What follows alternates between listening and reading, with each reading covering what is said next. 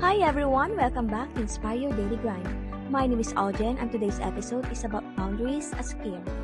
Protecting your peace. Maraming tao ang iniisip na ang boundaries ay hadlang. Pero sa totoo lang, boundaries are acts of love. They protect your peace, your energy, and your relationships.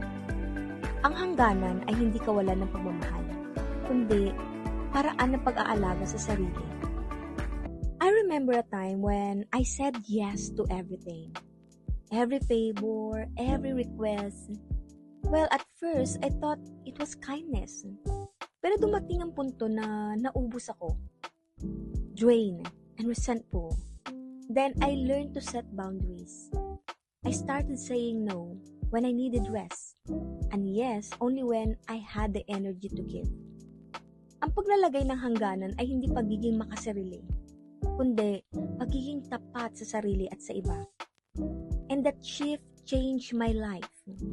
My relationships become healthier, and I discovered that boundaries are not rejection, but they are protection.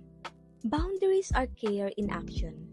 They protect your peace, and they teach others how to respect you. Kapag malinaw ang hangganan, mas nagiging matibay ang tiwala at mas nagiging totoo ang pagmamahalan. Boundaries are not walls. They are doors that open to healthier connections. Sa grind, protecting your peace is the foundation of lasting success. So here's the challenge.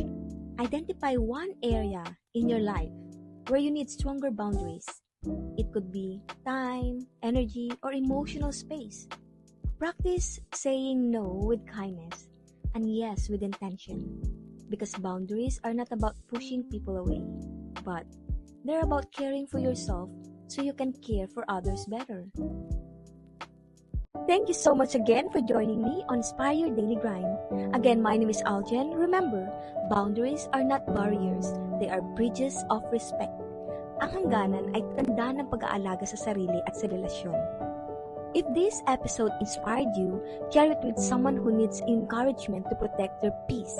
Together, we rise one grind at a time. So before we end our episode for today, I would like to share to all of you this motivational quote. Respect yourself enough to set boundaries. Thank you so much again for tuning in and see you again to the next episode.